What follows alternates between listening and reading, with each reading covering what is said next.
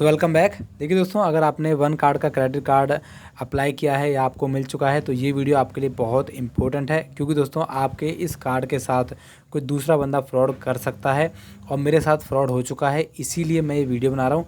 और यहाँ पर दोस्तों फ्रॉड से बचने का एक सिंपल सा तरीका है, एक सेटिंग करनी पड़ती है आपको, उसके बाद कोई भी आपके कार्ड के साथ ये फ्रॉडबाजी नहीं कर पाएगा। ठीक है दोस्तों, तो यहाँ पर देखिए दोस्तों मेरे साथ हुआ क्या था।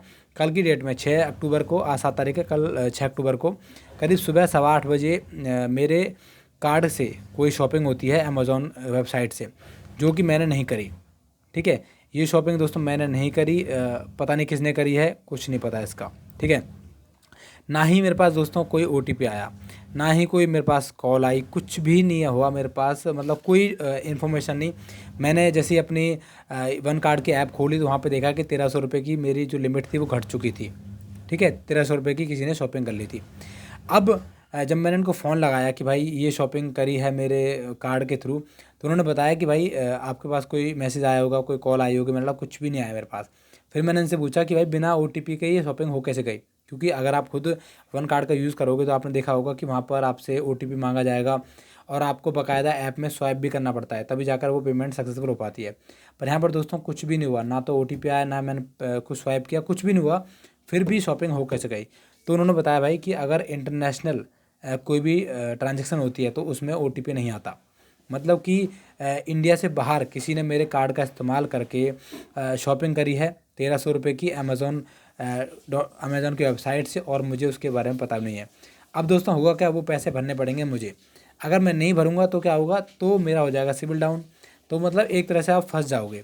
अब दोस्तों हालांकि आप ये बोलोगे भाई अब मत भरो, कोई दिक्कत नहीं है, तो दोस्तों आप खुद सोचो भाई, जो कंपनी वाले, जो वन कार्ड वाले, वो तो ये बोलेंगे ना भाई आपके कार्ड से हुई है तो इसका मतलब आपने करी होगी, तो वो आपको प्रूफ करना है ना कि मैंने नहीं करी, मेरे पास ना OTP आया, ना मैंने करी, तो वो चीज़ आपके प्रूफ करनी पड़ेगी। मतलब वो एक तरह से इम्पॉसिबल काम हो जाएगा। और आपको पता है आजकल इस जो ऑनलाइन जो फ्रॉड हो रहा है उसको पकड़ना एक तरह से नामुमकिन ही हो गया है। तो दोस्तों आपको यहाँ पर बहुत सतर्क रहना है। अगर आपको लिमिट मिली है मान लो 50,000 रुपये की, 60,000 रुपये की, या 10,000 रुपये, 20,000 रुपये की, तो तुरंत दोस्तों जब आपने ये कार्ड अप्लाई किया हो तो तुरंत आपको कुछ सेटिंग कर लेनी है, उसके बाद आप निश्चिंत होकर बैठ सकते हो। नहीं तो दोस्तों क्या होगा, आपकी जो लिमिट है उतना पैसा निकाल ले जाएगा जो भी लोग फ्रॉड कर रहे हैं, और वो पैसा भरना पड़ेगा आपको। आप पूरी तरह फंस जाओगे, आप समझ नहीं आएगा आपको कि करना क्या है।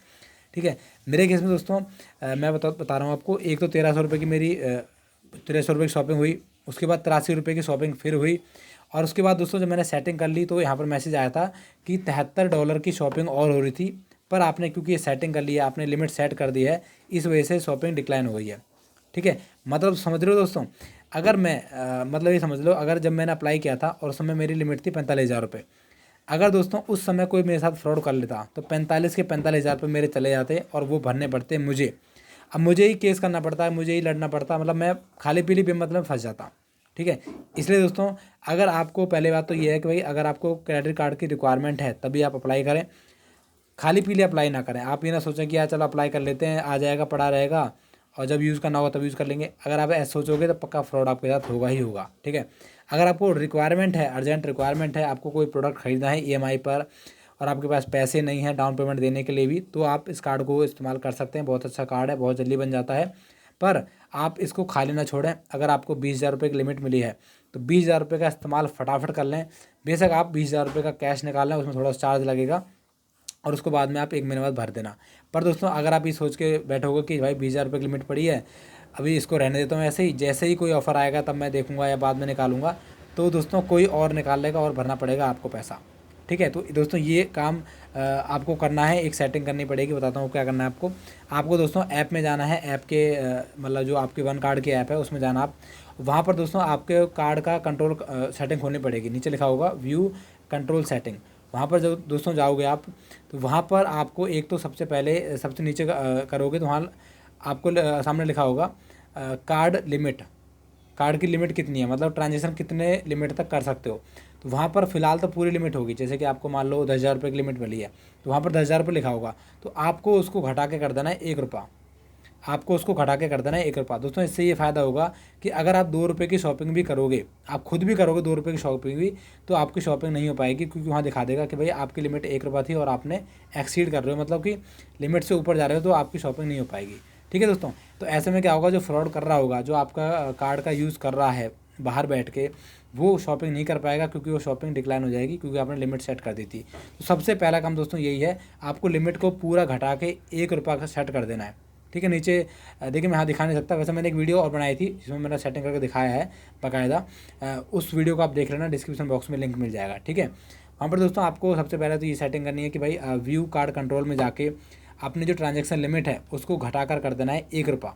ठीक है, इससे क्या होगा कि कोई भी आपका कार्ड यूज़ नहीं कर पाएगा, करेगा तो 1 रुपये तक ही कर सकता है। ठीक है, अब दोस्तों आप बोलोगे कि भाई हम शॉपिंग कैसे करेंगे, तो दोस्तों जब आपको शॉपिंग करनी होगी, जब आपको पैसे निकालने पड़ेंगे या फिर आपको कुछ सामान खरीदना होगा, तब आप उसको चेंज कर लेना, मतलब उस टाइम के लिए चेंज कर लेना और शॉपिंग करके फिर उसको वापस से 1 रुपया सेट कर देना। तो ये काम दोस्तों आपको करना ही करना है। ठीक है, इसके अलावा दोस्तों दूसरा काम ये करना है आपको, अगर आप मतलब इंटरनेशनल शॉपिंग नहीं करते, आप बाहर से शॉपिंग नहीं करते, तो इंटरनेशनल ट्रांजेक्शन को आपको सबको ब्लॉक कर देना है। ठीक है, सब कुछ मैंने वीडियो में बताया, आप देख लेना कैसे सेटिंग करनी है। मैं यहाँ दिखा नहीं सकता क्योंकि मेरे पास एडिटिंग सॉफ्टवेयर नहीं है इतना, तो मैं सीधा आपको बता रहा हूँ फेस टू फेस कि भाई आप जो इंटरनेशनल ट्रांजेक्शन है सबको ब्लॉक कर देना। इसके अलावा जो लिमिट है अपनी उसको दोस्तों सेट कर देना। ठीक है, और दोस्तों हो सके तो सभी को ब्लॉक कर देना, ऑनलाइन ट्रांजेक्शन को सबको ब्लॉक कर देना, ताकि जब आप यूज़ करो तभी उनको आप एक्टिवेट करना, नहीं तो ब्लॉक रहने देना, ताकि इन केस अगर आपका कार्ड खो जाता है या फिर कोई आपकी कार्ड के डिटेल से छेड़छाड़ी करता है तो उसमें आप सेफ रहोगे, क्योंकि वो ट्रांजेक्शन सक्सेसफुल नहीं हो पाएगी। ठीक है दोस्तों, तो ये काम आपको करना है करना है, अगर आप नहीं करोगे तो डेफिनेटली फंसोगे। मैं खुद फंस गया दोस्तों, वो तो भगवान का शुक्र है कि मतलब मेरी लिमिट पहले ही ख़त्म हो चुकी थी, और अगर पहले शुरू में वो फ्रॉड कर लेते तो पक्का 45,000 रुपये मेरे चले जाते और मुझे वो भरने पड़ते, और मैं भर नहीं पाता वो वाले, तो मेरा सिबिल स्कोर ख़राब हो जाता, मतलब बेमतलब में मेरा साथ कलेश हो जाता। ठीक है दोस्तों, तो वन कार्ड एक अच्छा कार्ड है, इसकी कोई बुराई नहीं है, पर आपको थोड़ा सा सतर्क रहना पड़ेगा और अपना ये काम करना पड़ेगा, सेटिंग करनी पड़ेगी। तो दोस्तों ठीक है दोस्तों, अगर आपको ज़्यादा जानकारी चाहिए, कुछ समझ नहीं आ रहा, तो प्लीज़ आप कमेंट भी कर देना, और मैं एक अलग मतलब ब्लॉग पे वेबसाइट पर लिख भी दूंगा कि भाई कौन कौन सेटिंग आपको करनी पड़ेगी। ठीक है, अगर आप चाहते हो तो कमेंट भी कर देना। Thank you very much.